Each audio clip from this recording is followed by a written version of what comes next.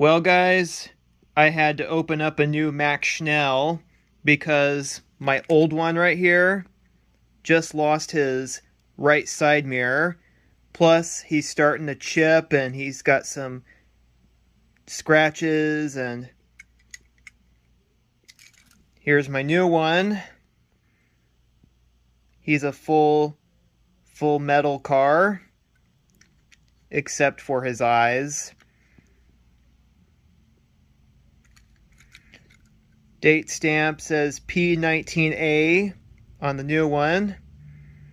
That means he was made on the 19th week of 2021, because I just opened him up from a 2021 packaging.